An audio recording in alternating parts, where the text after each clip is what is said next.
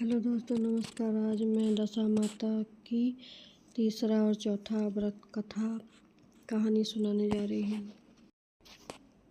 एक सास थी और एक बहू। एक दिन सुबह सुबह सास ने बहू को जाओ आग लगाकर भोजन बनाओ, वह बहुत भूखी लगी है। बहू हाथ में कड़ी लेकर और आग लेने गांव में चली गई। और उस दिन गांव में दिन भर दशा माता की पूजा थी, इसलिए मैं वहां चली गई थी।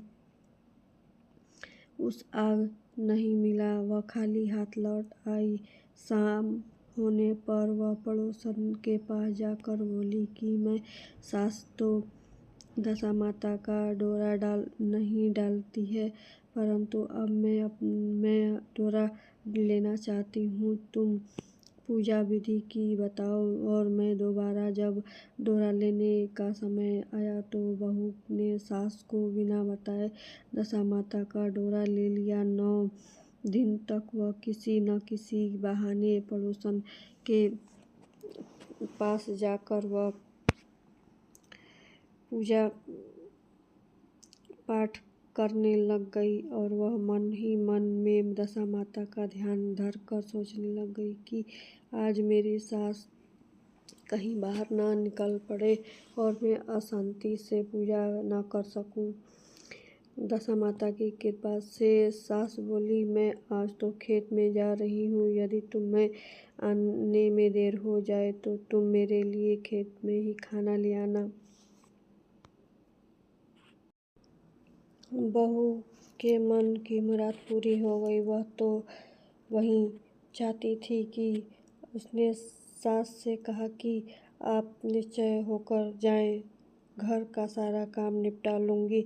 सास के जाते ही बहू ने स्नान करके दशा माता की पूजा की।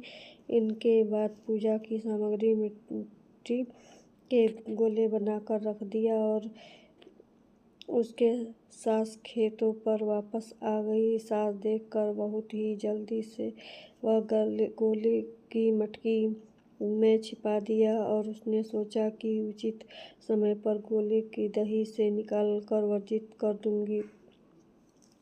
सास के आते ही बहू ने कहा कि तुम खाना देने क्यों नहीं आई?